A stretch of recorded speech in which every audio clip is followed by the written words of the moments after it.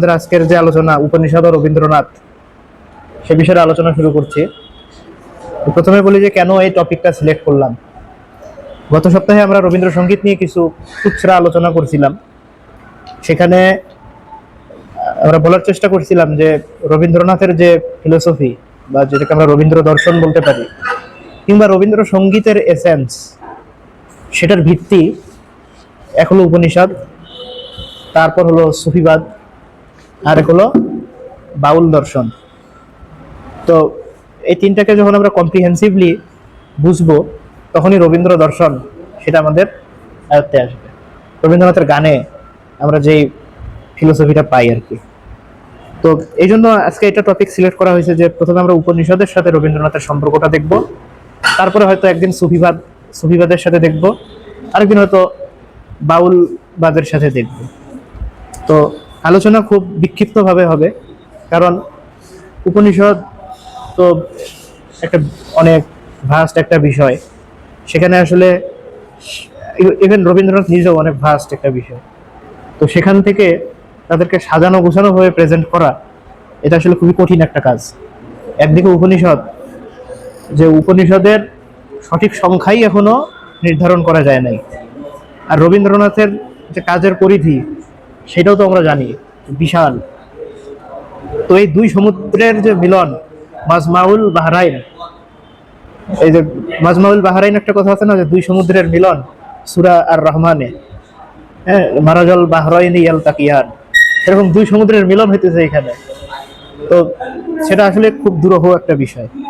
প্রথমে আমরা একটু উপনিষদ নিয়ে আলাপ করি। যে উপনিষদ তো হচ্ছে বৈদিক দর্শন থেকে এর জার্নিটা শুরু হয়। এখন বৈদিক দর্শনের ভিতর বা এটার ভিত্তি তো বেদের ভিতরে আমরা মোটামুটি দুটা জিনিস পাই।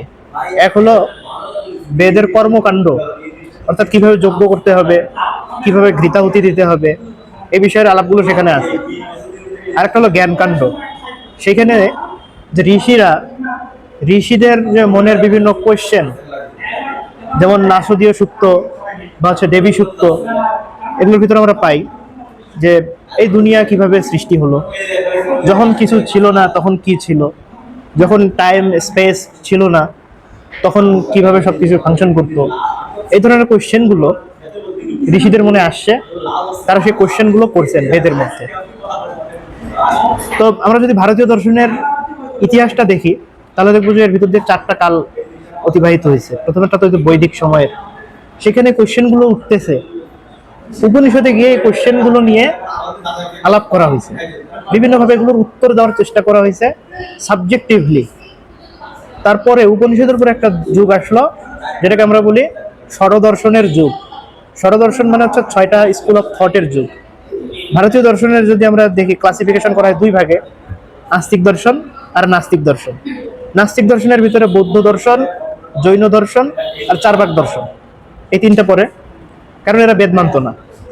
আর বেদ মানত এরকম দর্শন ছিল 6টা, এদেরকে বলা হয় আস্তিক দর্শন। এই যেমন বৈদিক দর্শন, মীমাংসা দর্শন, ন্যায় দর্শন, যোগ দর্শন, এগুলো আছে। তো এই দর্শনগুলো যে যুগ, সেখানেও এই ফিলোসফিক্যাল কোয়েশ্চেনগুলো নিয়ে আলোচনা হয়েছে। বাট উপনিষদ যেরকম ছিল থিওরিটিক্যালি আনসার দেওয়ার বিষয়, থিওরিটিক্যালি আনসারগুলো দেওয়া হয়েছে।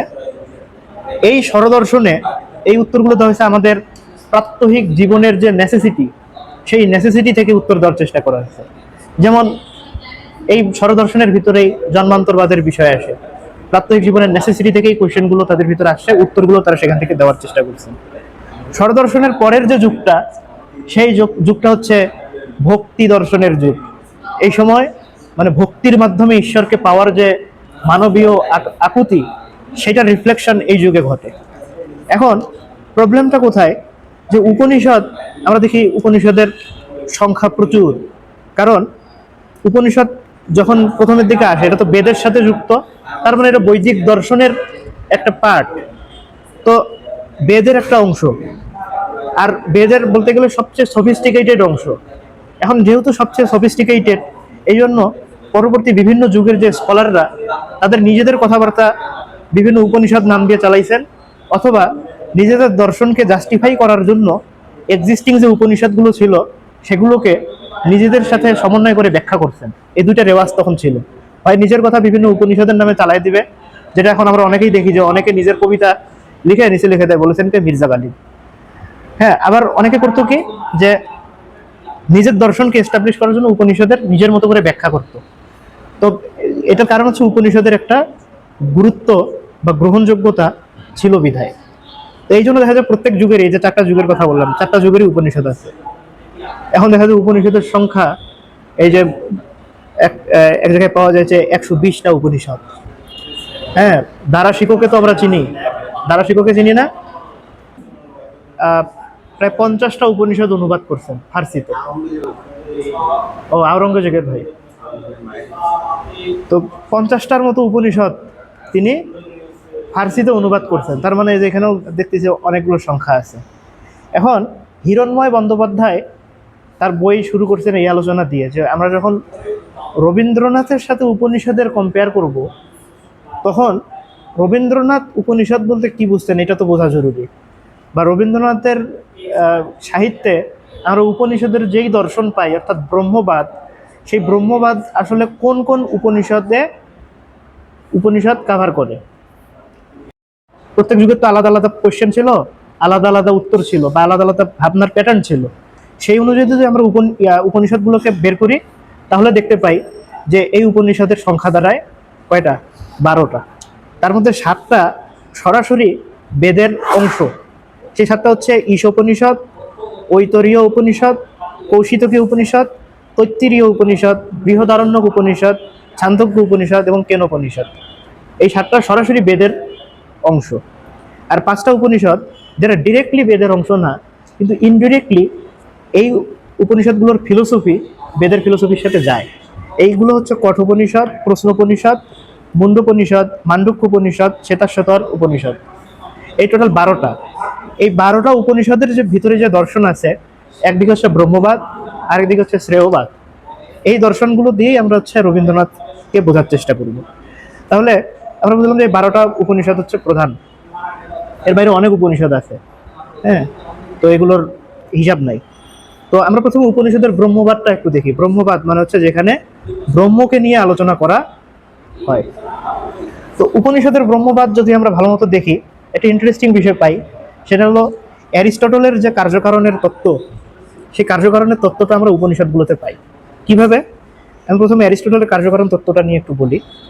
যে অ্যারিস্টটল যে কোনো কিছুর, যে কোনো কার্য এর কারণ হিসেবে 4টা কারণকে আইডেন্টিফাই করছেন। কারণ মানে ওই কার্যটা সংঘটিত হওয়ার পিছনে সম্ভাব্য সকল শক্তি। তো ইনি বা অ্যারিস্টটল 4টা শক্তি বা 4টা কজ বের করছেন।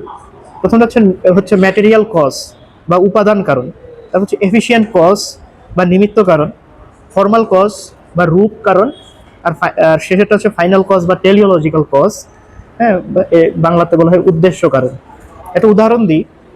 ধরা যাক যে এই উদাহরণটা হচ্ছে উপনিষদেই আসছে।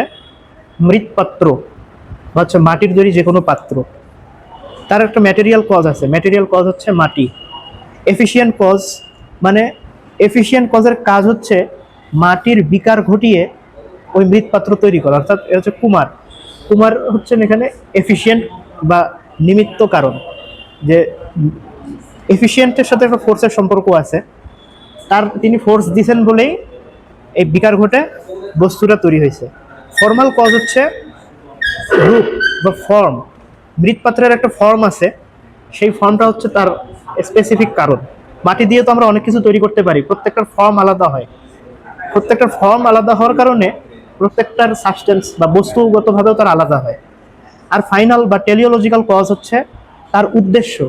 উদ্দেশ্য কি? মৃৎপাত্রের উদ্দেশ্য সেখানে আমরা কিছু রাখতে পারি, বা হচ্ছে পানি রাখতে পারি, বা অন্য যে কোনো কাজ। এই 4টা কজ হচ্ছে যে কোনো বস্তুর সংগঠনের পিছনে সম্ভাব্য শক্তি। এটা অ্যারিস্টটলের ফিলোসফি।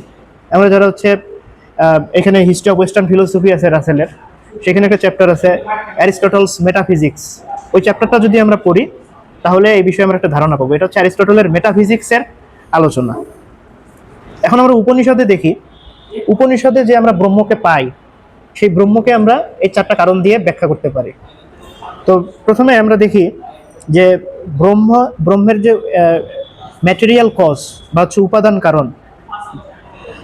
ছান্দোক্য উপনিষদে একটা কথা আছে, সার্বাং খলবিদাং ব্রহ্ম তজ্জলা নীতি, অর্থাৎ এই সব কিছুই বা হচ্ছে সৃষ্টি বা হচ্ছে বিশ্ব, বিশ্ব হচ্ছে সৃষ্টি এবং ব্রহ্ম হচ্ছেন স্রষ্টা, এই দুটোর যে ইন্টার রিলেশনটা এখানে বলা হয়েছে, যে সর্বং খলবিদম ব্রহ্ম তজ্জলা নীতি, ছান্দোক্য উপনিষদে, যে এই দুটো ইন্টার রিলেটেড।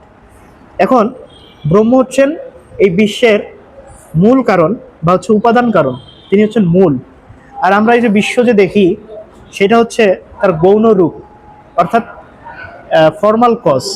এই যে উপাদান, ব্রহ্ম থেকে যে বিশ্ব যে একটা রূপ পরিগ্রহ করলো, মূল থেকে গৌণে পরিণত হলো, এটা একটা বিকারের মাধ্যমে ঘটছে। সেই বিকারটা সম্পর্কে ছান্দোক্য উপনিষদ বলতেছেন, বাচা রুভানং বিকার নামধেয়ম মৃত্তিকে তেব সত্যম। যে মৃত্তিকা যেরকম হচ্ছে মাটি থেকে মাটির বিকার ঘটে একটা মৃৎপাত্রের রূপ পরিগ্রহ করে, সেরকম এই ব্রহ্ম ছিলেন ম্যাটেরিয়াল কজ, সেটার বিকার ঘটে এই ফর্মাল কজ হিসেবে বিশ্বের সৃষ্টি। এখন এই যে আমরা বিভিন্ন যে রূপ দেখতে পাই, এগুলোকে আমরা বিভিন্ন নামে আইডেন্টিফাই করি, সেই নামের গুরুত্বটাই এখানে বলা হচ্ছে। আমরা যদি কোরআনে দেখি যে আল্লাহ আদমকে সর্বপ্রথম শিখিয়েছেন বস্তুর নাম, ওয়াল্লামা আদামাল আসমা আকুল্লাহা, যে সব কিছুর নাম শিখাইছেন। এই নামগুলো আসছে ওই যে ম্যাটেরিয়াল কজ ব্রহ্ম, তার বিকার ঘটে যে ফর্মাল কজ আমরা পাই বা সেই গৌণ রূপ বিশ্বজগতের, সেটার বিভিন্ন যে নামকরণ, সেটা তিনি আদমকে প্রথম শিক্ষা দিয়েছেন। ঠিক আছে, তো কঠোপনিষদে বলতেছেন যে আমরা দেখি যে তিনি কিভাবে হচ্ছে এই গৌণ বিশ্বজগৎ বা হচ্ছে এই ফর্মাল যে বিশ্বজগৎ সেখানে নিজেকে কিভাবে হাজির করেন। তো কঠোপনিষদ বলতেছে, একো বশী সর্বভূতান্তরাত্মা একং রূপং বহুদা সাহ করোতি, যে তার রূপ এক, কিন্তু তিনি বহুভাবে এই বিশ্বজগতে নিজেকে জাহির করতেছেন, প্রকাশ করতেছেন। এটা আমরা সুফিবাদের ভিতরেও এই দর্শনটা পাই, যে ছুপা শক্তি নেহি কসরত কে পর্দে রঙ্গে ওয়াহদত কো, তিনি যে ওয়াহেদ বা হচ্ছে এক, এই যে বলতেছে একং রূপং, সেইটা কাসরতকে পর্দে, যে বহুত্বের যে পর্দা সেটা আড়াল করতে পারে না। এই কাসরতকে পর্দাকে এখানে কঠোপনিষদ বলতেছে বহুধা। ঠিক আছে, তো আমরা কি পাইলাম যে তিনি এক, one and single material cause, but যখন এই ফর্মাল কজ হিসেবে তিনি হাজির হচ্ছেন, তখন কিন্তু তিনি বহু রূপে হাজির হচ্ছেন। তো সেটা হচ্ছে আমরা উপনিষদের বিভিন্ন জায়গায় এটা আমরা পাচ্ছি। যে উপনিষদে একটা উদাহরণ দিছে কঠোপনিষদেই, যে আগুনের সোর্স দেখা যাচ্ছে এক জায়গায়, কিন্তু সেই আলো ছড়াচ্ছে বিভিন্ন জায়গায়।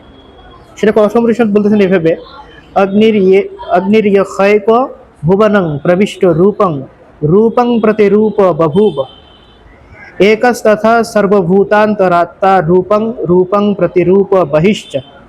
এই যে আগুন বা হচ্ছে একটা সোর্স হিসেবে, এটা নিউ প্লেটোনিক ফিলোসফিতেও আমরা এটা পাই, যে প্লেটোর যে অ্যালিগরি অফ দ্য কেভ, সেখানে হচ্ছে একটা সোর্স অফ লাইট থেকে সেই লাইট হচ্ছে রিফ্লেকশন ছড়ায় বিভিন্ন জায়গায়। তো লাইটটাই হইতেছে রিয়েলিটি, আর ওই রিফ্লেকশনগুলো হইতেছে আমাদের যে ম্যাটেরিয়াল ওয়ার্ল্ডে আমরা যে ফর্মগুলো দেখি। এটা পরে হচ্ছে সুফিবাদী ইবনে আরবির আর হচ্ছে শিহাবুদ্দিন সোহরাওয়ার্দীর মাধ্যমে প্রবেশ করছে, যে পুরো বিশ্বজগৎ হচ্ছে এক আল্লাহ বা হচ্ছে ব্রহ্মের তাজাল্লি মাত্র। তাজাল্লি মানে হচ্ছে রিফ্লেকশন।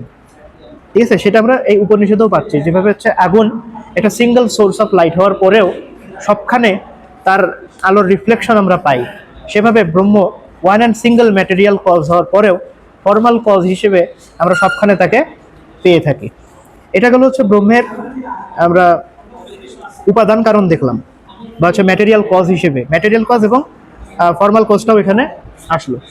এখন আমরা ব্রহ্মের যে এফিসিয়েন্ট কজ বা নিমিত্ত কারণ, মানে এখানে একটা বোঝার বিষয় হচ্ছে যে আমরা যখন মৃৎপাত্র তৈরি করতেছি, তখন যে কুমার মৃৎপাত্র তৈরি করতেছে সে তো ওই মৃৎপাত্রের এফিসিয়েন্ট কজ বা নিমিত্ত কারণ, কিন্তু তাহলে ব্রহ্ম হচ্ছেন এই বিশ্বজগতের নিমিত্ত কারণ, এটুকু আমরা বুঝলাম। কিন্তু এখানে একটা পার্থক্য আছে। পার্থক্য হচ্ছে যে যে কুমার মৃৎপাত্র তৈরি করলো, সে ওই মৃৎপাত্রকে কন্ট্রোল করে বাইরে থেকে। কিন্তু ব্রহ্ম যে বিশ্বজগৎ সৃষ্টি করলেন, যেই বিশ্বজগতের তিনি নিমিত্ত কারণ বা এফিশিয়েন্ট কজ, তিনি সেই বিশ্ব ব্রহ্মাণ্ডকে নিয়ন্ত্রণ করেন শুধু বাইরে থেকে না, ভিতরে থেকেও। এটা এই নোশনটা খুব গুরুত্বপূর্ণ, কারণ এটা দিয়ে আমরা পরে রবীন্দ্রনাথের যে স্পিরিচুয়াল ট্রান্সফরমেশন সেটা আমরা বুঝতে পারবো। তো বৃহদারণ্যক উপনিষদে এই কথাটা বলা হচ্ছে, এতস্য ব্রাহ্মণস্য প্রশাসনে গার্গী সূর্যা চন্দ্রমাসৌ বিধৃতৌ তিষ্ঠৎ, যে সেই ব্রহ্মের প্রশাসন, এখানে অ্যাডমিনিস্ট্রেশনের কথা বলতেছে, অর্থাৎ নিয়ন্ত্রণের ভিতরে যে সূর্য চন্দ্র যা কিছু আছে সব কিছু, অর্থাৎ তিনি এগুলোকে নিয়ন্ত্রণ করতেছেন বাইরে থেকে। আবার ওই কথার পরেই আবার উপনিষদ বলতেছে, এতস্য ব্রাহ্মণস্য প্রশাসনে গার্গী দ্যবা পৃথিব্যৌ বিধৃতে তিষ্ঠৎ, যে পৃথিবীকেও তিনি বাইরে থেকে কি করতেছেন, তার প্রশাসনিক ক্ষমতার আওতায় নিয়ে আসতেছেন, নিয়ন্ত্রণের আওতায়। পরবর্তীতে বলতেছেন সর্বেভ্য ভূতেষু তিষ্ঠন, যে তিনি প্রত্যেকের ভিতরে থেকেও প্রত্যেককে নিয়ন্ত্রণ করতেছেন, অর্থাৎ বাইরে থেকেও নিয়ন্ত্রণ করতেছেন, ভিতরে থেকেও নিয়ন্ত্রণ করতেছেন। তাহলে আমরা যখন ব্রহ্মকে এফিশিয়েন্ট কজ বা নিমিত্ত কারণ হিসেবে দেখতেছি, তখন ওই যে মৃৎপাত্রের যে হচ্ছে নিমিত্ত কারণ কুমার, তার থেকে পার্থক্যটাই কোথায়, যে কুমার মৃৎপাত্রকে নিয়ন্ত্রণ করে বাইরে থেকে, কিন্তু ব্রহ্ম নিরাকার পরম ব্রহ্ম তিনি বিশ্ব ব্রহ্মাণ্ডের নিয়ন্ত্রক হন শুধু বাইরে থেকে না, ভিতর থেকেও। তাহলে এটা হলো ব্রহ্মের এই এফিশিয়েন্ট কজের যে ধারণা উপনিষদ দেয় সেটা। তাহলে আরেকটা বাকি থাকলো, সেটা হলো টেলিওলজিক্যাল কজ বা ফাইনাল কজ, বাংলায় যেটাকে বলা হয় উদ্দেশ্য সাধন, উদ্দেশ্য কারণ। এখন এইটা আমাদের পরে লাগবে হচ্ছে রবীন্দ্রনাথকে বোঝার জন্য, যে এই যে বিশ্ব ব্রহ্মাণ্ড তিনি তৈরি করলেন, এর উদ্দেশ্য কি, ফাইনাল কজ বা টেলিওলজিক্যাল কজটা কি। উপনিষদ বলতেছে তৈত্তিরীয় উপনিষদে, যে রস বৈসা রসং ইয়েবায়ং লব্ধা নন্দী ভবতি, যে বিশ্ব ব্রহ্মাণ্ড তিনি তৈরি করেছেন তার ফাইনাল অর টেলিওলজিক্যাল কজ হচ্ছে রসের আস্বাদন। রস মানে কি, রস এটা হচ্ছে, যারা হচ্ছে আমরা সাহিত্যের স্টুডেন্ট আছি তারা এটা রিলেট করতে পারবো। যেমন সাবিদিন ভাই আছেন সাহিত্যের স্টুডেন্ট, যে নাটকে বা হচ্ছে সাহিত্যের বিভিন্ন জায়গায় হচ্ছে রস বলে একটা তত্ত্ব আছে, রস তত্ত্ব। আমরা সাপোজ একটা কবিতার কথা ধরি, কবিতার তিনটা বিষয় থাকে। এক হলো তার বাহ্যিক স্ট্রাকচারটা, যেটা হচ্ছে ছন্দের বিষয়। তারপর হচ্ছে তার লিঙ্গুইস্টিক যে স্ট্রাকচার, সেটা হচ্ছে অলংকারের বিষয়, যে এই মেটাফোর, তারপর হচ্ছে অ্যালিটারেশন, হ্যাঁ, সিমিলি, এই ধরনের ব্যবহারগুলো, বা রূপক, তারপর হচ্ছে উপমা, হ্যাঁ, অনুপ্রাস, এগুলো হচ্ছে কারুকার্য আর কি। আর ওটার ভিতরে যে আছে, ওইটা পড়লে আমার ভিতরে যে অনুভূতিটা হয় সেটা হচ্ছে রস। সাহিত্যে অর্থাৎ বাংলা সাহিত্যে, যেটা আর কি সংস্কৃত সাহিত্যেরই একটা সিলসিলা, সেখানে 9 ধরনের রসকে স্বীকার করা হয়। যেমন কোনো কবিতা পড়লে আমার ভিতরে হয়তো বিরহের অনুভূতি হয়, কোথাও মিলনের অনুভূতি, কোথাও যেমন নজরুলের বিদ্রোহী কবিতা পড়লে কি হয়, আমাদের একটা জোশ চলে আসে, হ্যাঁ, এটা হলো বীর রস। যেমন মধুসূদন তার মেঘনাদ বধ শুরুতেই তিনি লিখছেন, সরস্বতীর কাছে তিনি বর চাইতেছেন যেন তিনি বীর রসে একটা মহাকাব্য লিখতে পারেন, অর্থাৎ এখানে যেন প্রতিবাদী ঝঙ্কার টঙ্কার থাকে। কিন্তু মধুসূদন আলটিমেটলি বীর রসে লিখতে পারেন নাই, সেটা ওখানে অনেকটা বিরহের রস চলে আসছে, শৃঙ্গার রস আসছে। তো এই যে রস আস্বাদনটাই হইতেছে এই বিশ্ব ব্রহ্মাণ্ড সৃষ্টির পিছনে ব্রহ্মের ফাইনাল কজ, যে তিনি এখান থেকে রস আস্বাদন করবেন। এই ফিলোসফিটা আমরা সুফিবাদেও পাই, যে একটা হাদিস আছে না, যে কুনতু কানজান মাখফিয়ান, আমি একটা গুপ্তধন ছিলাম, পরে আমি নিজেকে প্রকাশ করতে চাইলাম, তখন এই সব কিছু সৃষ্টি করলাম। এই যে নিজেকে প্রকাশ করা, এর একটা আনন্দ আছে, সেই আনন্দের সোর্সটা হচ্ছে রস। আমরা দেখি যে সৃষ্টির ভিতরে যেমন ইয়ে আছে, ওই বীর রস আছে, শৃঙ্গার রস আছে, মিলন বিরহ সবই আছে। এই প্রত্যেকটা থেকে রস আস্বাদন করার উদ্দেশ্যেই এই বিশ্ব ব্রহ্মাণ্ড তিনি সৃষ্টি করছেন। এখন এই রসাস্বাদন, যে এটাকে বলে এস্থেটিক ইমোশন, এই যে রস বা হচ্ছে আনন্দ, এটা হচ্ছে শিল্পীর যে আনন্দ, সেটা আমরা তো অনেক ধরনের আনন্দ পাই, খাওয়া দাওয়ার ভিতরে আনন্দ আছে, ঠিক আছে, সেক্সুয়াল ইন্টারকোর্সের ভিতরে আনন্দ আছে, কিন্তু শিল্পীর আনন্দ হচ্ছে এই জায়গা থেকে ডিফারেন্ট। শিল্পীর আনন্দ হচ্ছে সৃষ্টির আনন্দ। এটা যখন এই যে সৃষ্টি সুখের উল্লাসে নজরুলের যে কবিতাটা, সেটা হচ্ছে ওই যে অ্যাফ্লেশিয়া বলে এটাকে ইংরেজিতে, এই সৃষ্টির আনন্দটা ওখানে আমরা পাই। রবীন্দ্রনাথের কবিতার ভিতরে আমরা পাই যে আনন্দ লোকে মঙ্গল আলোকে বিরাজ সত্য সুন্দর, কিংবা হচ্ছে আনন্দ ধারা বহিছে ভুবনে। ঠিক আছে, এই আনন্দের কথা আমরা অনেক জায়গাতেই পাবো, রবীন্দ্রসঙ্গীতের ভিতরে, রবীন্দ্রনাথের কবিতার ভিতরেও। এবং সুফিবাদের ভিতরে আমরা যে জজবা, শখ, এই ধরনের কথাগুলো পাই, সেইগুলো হচ্ছে ওই একই আনন্দের বহিঃপ্রকাশ। এখন এই যে রস উপলব্ধি, ওইখানে একটা বিষয় হচ্ছে যে একটা কথা বলা হয়, পাশ্যা দেবাস্য কাব্যং না মামারানা জিরিয়তি, যে পুরো বিশ্ব ব্রহ্মাণ্ড হচ্ছে এই ঈশ্বরের একটা কবিতা।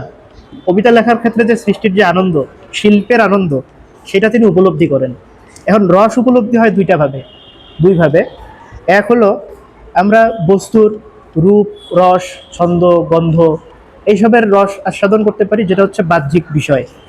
হ্যাঁ, এখন প্রত্যেকটা বস্তুর তো রূপ আলাদা, হ্যাঁ, শব্দ আলাদা, তারপর হচ্ছে গন্ধ আলাদা, সেখান থেকে আমরা বিভিন্ন ধরনের রস আস্বাদন করি। আরেক ধরনের রস উপলব্ধি হয় হচ্ছে মনের মাধ্যমে। ঠিক আছে, এই মনের মাধ্যমে যে রস আস্বাদন, সেইটা হচ্ছে ওই নিজের ভিতর থেকে হচ্ছে আনন্দকে বের করে নিয়ে আসা।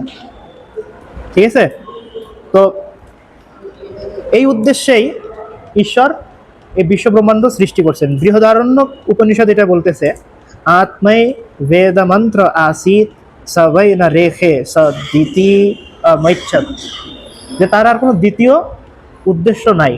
তার নিজের যে আত্মা, ঈশ্বরের যে আত্মা, সে আত্মার তিনি কি করবেন, রস আস্বাদন করবেন এই দুইটা পদ্ধতিতে, রূপ, রস, শব্দ, বর্ণ, গন্ধ, আর হচ্ছে তার যে মনের যে হচ্ছে আনন্দ, সেটা তিনি উপলব্ধি করবেন। এই জন্যই সৃষ্টি হয়েছে। এই হলো উপনিষদের ব্রহ্মবাদ। এখন আমরা একটু রবীন্দ্রনাথে আসি। রবীন্দ্রনাথের ফ্যামিলিতে পারিবারিকভাবে উপনিষদের চর্চা হতো। দেবেন্দ্রনাথ ঠাকুর উপনিষদ চর্চা করতেন, উপনিষদ নিয়ে গবেষণাও করতেন। ব্রাহ্ম সমাজের তিনি নেতৃস্থানীয় ব্যক্তিত্ব।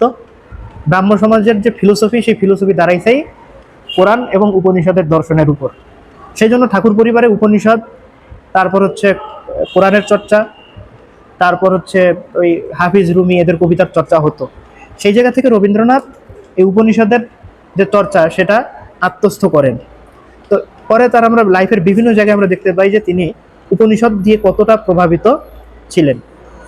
এটা আমরা পাবো হচ্ছে তার যে শান্তিনিকেতন নামে একটা প্রবন্ধের বই আছে, সেখানে বিভিন্ন প্রবন্ধের ভিতরে তিনি এটা স্বীকার করছেন। যেমন মানুষের ধর্ম নামে একটা বই আছে তার, সেখানে তিনি বলছেন যে বাল্যে উপনিষদের অনেক অংশ বারবার আবৃত্তি দ্বারা আমার কণ্ঠস্থ ছিল, সবকিছু গ্রহণ করতে পারিনি সকল মন দিয়ে, শ্রদ্ধা ছিল, শক্তি ছিল না হতো। অর্থাৎ তিনি যে শৈশব থেকেই উপনিষদের সাথে পরিচিত ছিলেন, সেটা তিনি এই মানুষের ধর্ম এই বইয়ের ভিতরে তুলে ধরতেছেন। নৈবেদ্য নামে তার যে কবিতার বই আছে, সেখান থেকে একটা কবিতা উদ্ধৃত করব, যে সেখানে তিনি এই উপনিষদের যে ব্রহ্ম, তার পরিচয় দিয়েছেন। হে সকল ঈশ্বরের পরম ঈশ্বর, তপবন তরুচ্ছায়ে মেঘমন্দ্রস্বর, ঘোষণা করিয়াছিল সবার উপরে, অগ্নিতে জলেতে এই বিশ্ব চরাচরে, বনস্পতি ওষুধিতে এক দেবতার, অখণ্ড অক্ষয় ঐক্যে সে বাক্য উদার এই ভারতেরই। এই যে সে বাক্য উদার, এই বাক্যটা কি একম এবা দ্বিতীয়ম, যে তিনি এক, তার কোনো দ্বিতীয় নেই। এটা যে হচ্ছে এই ভারতীয় দর্শন থেকে উচ্চারিত, সেটা এই নৈবেদ্য কবিতাতে আমরা পাচ্ছি। এখন আরেকটা বিষয়, যে নোবেল পুরস্কার পাওয়ার আগে, নোবেল পুরস্কার পাওয়ার কিছুদিন আগে রবীন্দ্রনাথ আমেরিকায় গেছিলেন। আমেরিকায় গিয়ে সেখানে তিনি বেশ কিছু বক্তৃতা দেন। তার ভিতরে একটা বক্তব্য ছিল the realisation of the infinite. এটা যে সাধনা নামে পরে একটা বইয়ে প্রকাশিত হয়। রিয়েলাইজেশন অফ দ্য ইনফিনিট, এটা হচ্ছে ওই যে অসীম যে ব্রহ্ম, তার আলোচনা তিনি এখানে করছেন। তাহলে আমরা বুঝতে পারি যে রবীন্দ্রনাথ খুব শৈশব থেকে উপনিষদের সাথে পরিচিত ছিলেন, যেটা পরবর্তীতে আমরা প্রত্যেকটা ফেজে আমরা তার উদাহরণ পাই। এখন রবীন্দ্রনাথের যে দার্শনিক চিন্তা, তার মধ্যে বিভিন্ন সময় পরিবর্তন আসছে। এটাকে যদি আমরা একটু ক্লাসিফাই করি, তাহলে পাবো হচ্ছে 3টা জার্নি। প্রথম জীবনে তিনি, তার প্রথম জীবনে লেখা পড়লেও এটা বোঝা যায় যে তিনি এই প্রকৃতির দিকে তাকালেন, তাকিয়ে ওই ব্রহ্মকে খোঁজার চেষ্টা করলেন। যে নীল আকাশে কে ভাসালে সাদা মেঘের ভেলা। তো এই গানের ভিতরে আছে না যে নীল আকাশে সাদা মেঘের ভেলা দেখেও তার মনে কোশ্চেন যাচ্ছে যে এটা কে ভাসালো। অর্থাৎ তিনি প্রথমে ওই প্রকৃতির ভিতরে খোঁজার চেষ্টা করছেন, তারপরে একটা পর্যায়ে এসে তিনি ব্রহ্মকে খোঁজার চেষ্টা করছেন কি নিজের ভিতরে। তখন তার উপলব্ধি হলো আমার হিয়ার মাঝে লুকিয়েছিলে, দেখতে আমি পাইনি, বাহির পানে চোখ মেলেছি, হৃদয় পানে চাইনি। বাহিরের দিকে মানে কি প্রকৃতির দিকে তিনি চোখ মেলে খোঁজার চেষ্টা করেছেন কিন্তু পাননি, পেলেন কোথায়? তার হৃদয়ের ভিতরে। এটা হলো সেকেন্ড স্টেপ। থার্ড স্টেপে গিয়ে বা তৃতীয় পর্যায়ে গিয়ে তিনি ব্রহ্মকে খুঁজে বের করলেন বিশ্ব মানবতার ভিতরে। চারিদিকে দেখো চাই হৃদয় প্রসারী, ওই যে আনন্দ ধারা বহিষে ভুবনে, সেখানে আমরা পাবো যে বিশ্ব মানবতার কথা সেখানে। এই যে রবীন্দ্রনাথের এই ট্রান্সফরমেশনটা, এটা বোঝা জরুরি যে প্রথমে তিনি বাইরে খুঁজলেন, তারপরে নিজের ভিতরে খুঁজলেন। প্রথমে প্রকৃতির ভিতরে খুঁজলেন, তারপর নিজের ভিতরে খুঁজলেন, তারপরে সেটা নিয়ে তিনি বিশ্ব মানবতার সেবায় নিজেকে নিয়োজিত করলেন। এই শিক্ষাটা উপনিষদের। আমি একটা কোট করব, রিলিজিয়ান অফ ম্যান নামে তার একটা লেখা আছে। সেখানে তিনি বলছেন যে my religious life has followed the same mysterious line of growth as has my poetic life. অর্থাৎ তার যে কাব্যিক জীবন, সেই কাব্যিক জীবনের সাথে এই অতীন্দ্রিয় উপলব্ধির জীবন সমান্তরালভাবে চলছে। Somehow they are wedded to each other, and through their betrothal had a long period of ceremony. It was kept secret to me.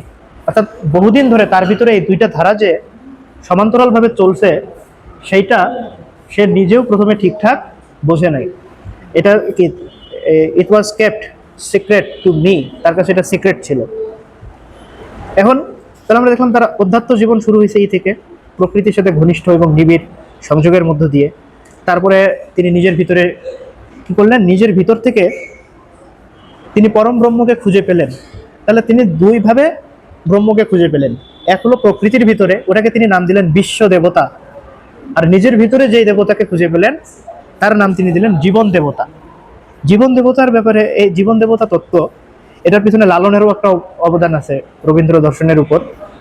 যে এই খাঁচার ভিতর অচিন পাখি, আর হচ্ছে বাড়ির পাশে আরশিনগর, এগুলো থেকে ইন্সপায়ার্ড হয়ে রবীন্দ্রনাথ নিজেও গান লিখছেন যে আমার মনের মানুষ আছে প্রাণে, আমার প্রাণের মানুষ আছে প্রাণে, তাই হেরিতায় সকলখানে। এই যে নিজের ভিতর থেকে জীবন দেবতাকে তিনি খুঁজে বের করলেন। এই বিষয়ে তিনি রিলিজিয়ান অফ ম্যান বা মানুষের ধর্মতে আলোচনা করছেন। এবং শান্তিনিকেতন নামে যে প্রবন্ধ গ্রন্থটা আছে, সেটার তিনটা প্রবন্ধের বিশেষভাবে উল্লেখযোগ্য। এক হলো সৌন্দর্য, এই প্রবন্ধের ভিতরেও জীবন দেবতা নিয়ে তার যে দর্শন সেটা আমরা পাই। আত্মবোধ নামে একটা প্রবন্ধ আছে, সেখানেও পাই। আর বিশেষ নামে একটা প্রবন্ধ আছে, মানে নামটাই বিশেষ, সেখানেও আমরা এটা পাই। তো এই তিনটা প্রবন্ধ থেকে রবীন্দ্রনাথের যে জীবন দেবতার যে তত্ত্ব, সেই তত্ত্বটা আমরা সেখান থেকে উপলব্ধি করতে পারি। এখন তিনি তো পাইলেন, ব্রহ্মের পরিচয় পাইলেন এক প্রকৃতির মধ্যে আর নিজের মধ্যে। পাওয়ার পরে তিনি এখানে যে আল্লামা ইকবালের ক্ষুদি দর্শনটা খুব কানেক্ট করা যায়, যে ক্ষুদি বা হচ্ছে সেলফ কনস্ট্রাকশনের যে পিরিয়ড, সেই পিরিয়ডে একজন নিজেকে গড়ে তুলবে টিউনিংয়ের সময়, যেটাকে রবীন্দ্রনাথ নিজে বলছেন। তারপরে এটা নিজের ভিতর থাকলে হবে না, যেটা একটু আমাদের আলোচনা হলো ভবঘুরে শাস্ত্রের আলোচনার সময়, যে ওটা নিয়ে আবার মানুষের কাছে যাওয়া, বিশ্ব মানবতার কল্যাণের কাজে সেটাকে ব্যয় করা সেবার মাধ্যমে, সেখানেও কিন্তু রবীন্দ্রনাথ গেছেন। এখন এই যে বুদ্ধিবৃত্তি আর হৃদয়বৃত্তি, এই ধারাটা রবীন্দ্রনাথ নিলেন প্রত্যেকে উপনিষদ থেকে। তারপর হচ্ছে এই তিনটা স্টেজ, যে এক প্রকৃতির ভিতর, তারপর হচ্ছে নিজের ভিতর, তারপর হচ্ছে মানব সেবা, এই তিনটা স্টেজ তিনি কোথেকে পেলেন? উপনিষদ থেকে। উপনিষদের যে জার্নি, আমি প্রথম দিকে যে বললাম যে চারটা স্টেজ অতিক্রম করছে ভারতীয় দর্শনের যে ক্রমধারা, এর মধ্যে প্রথমটা ছিল বৈদিক দর্শনের ধারা। সেখানে আমরা দেখি যে বেদের যে দর্শন, যে প্রকৃতির বিভিন্ন সত্তার মধ্যে দেবত্ব আরোপ করা ছিল ওই সময়ের দর্শনের একটা রীতি। এই জন্য বেদের মধ্যে আমরা দেখি যে বাতাসের মধ্যে দেবত্ব আরোপ, পানির মধ্যে দেবত্ব আরোপ, আগুনের মধ্যে দেবত্ব আরোপ। এটা হলো প্রথম স্টেজ। আমরা দেখি রবীন্দ্রনাথ প্রথমে কি প্রকৃতির দিকে নজর দিয়েছেন, দিয়ে ব্রহ্মকে খোঁজার চেষ্টা করেছেন। তারপর ওখান থেকে ঋষির মনে কোশ্চেন জাগলো, ওই বৈদিক যুগের যে ঋষিরা ছিল, যে এগুলোকে চালায় কে? হ্যাঁ, এগুলো যখন ছিল না তখন কি ছিল? এই যে কোশ্চেন তাকে ঠেলে দিল হচ্ছে আরেকটা জার্নির দিকে। সেই জার্নিটা হচ্ছে ষড়দর্শনের জার্নি। শুরুতে যেটা বললাম যে 6টা যে দর্শন এখানে গড়ে উঠলো, সাংখ্য দর্শন, মীমাংসা দর্শন, ন্যায় দর্শন, এজন্য 6টা দর্শন। সেখানে নিজের ভিতরে জ্ঞানের উচ্চ সন্ধান, এটা ছিল ওই সময়ের দর্শনের একটা কি প্রধান বৈশিষ্ট্য। সেটা আমরা দেখলাম যে রবীন্দ্রনাথের সেকেন্ড স্টেজ, যেখানে তিনি নিজের ভিতরে এই ব্রহ্মকে খোঁজার চেষ্টা করলেন। ষড়দর্শনের পরের যে ভারতীয় দর্শনের যুগটা আসলো, সেই যুগটা ছিল ভক্তি দর্শন, অর্থাৎ ভক্তির মাধ্যমে ঈশ্বরকে পাওয়া। রবীন্দ্রনাথের আমরা তৃতীয় স্টেজটা দেখি এরকম যে তিনি বিশ্ব মানবতার কাছে তার যে সেবা, সে সেবা নিয়ে হাজির হন। এইটা হচ্ছে সেই ভক্তি দর্শনের যে হচ্ছে রিফ্লেকশন। তাহলে আমরা দেখি ভারতীয় দর্শন যে স্টেজগুলো অতিক্রম করছে, সেই স্টেজগুলো আমরা দেখি যে রবীন্দ্রনাথও তার ব্যক্তিগত জীবনে অতিক্রম করেই রবীন্দ্রনাথ হয়ে উঠছেন। তো এই জার্নিতে তাকে রবীন্দ্রনাথকে রবীন্দ্রনাথ করে তুলছে উপনিষদের এই স্পিরিচুয়াল জার্নির যে দর্শনটা, সেটাই ছিল আমার আলোচনার বিষয়। এখন এখান থেকে আমরা যেটা করতে পারি যে আমাদের নিজেদের ভিতরে এই কোয়েস্টটা ফিল করা, যে প্রকৃতির ভিতরে তো আমরা এক্সিস্ট করতেছি, এর ভিতর থেকে কোয়েশ্চেনটা করা যে কোত্থেকে আসলো এগুলো। না সদীয় সুক্ত যেরকম কোয়েশ্চেন করছে, না সদা চিহ্ন সদা চিত তদানিম, যে যখন কিছুই ছিল না তখন কি ছিল, এই কোয়েশ্চেনটা খুব গুরুত্বপূর্ণ। তারপর কোত্থেকে আমি আসলাম, কিংবা রবীন্দ্রনাথের কোয়েশ্চেন নীল আকাশে কে ভাসালো সাদা মেঘের ভেলা। এই কোয়েশ্চেনগুলোর ভিতর দিয়ে যে স্পিরিচুয়াল জার্নির ভিতরে প্রবেশ করা, অর্থাৎ ভবঘুরে হয়ে ওঠা, সেটা যেন হচ্ছে আমরা নিজেরা একটু উপলব্ধি করতে পারি, সেজন্য এই কথাগুলো বললাম। যদি কারো কোনো কোয়েশ্চেন থাকে তাহলে সেই কোয়েশ্চেন করতে পারেন। ধন্যবাদ।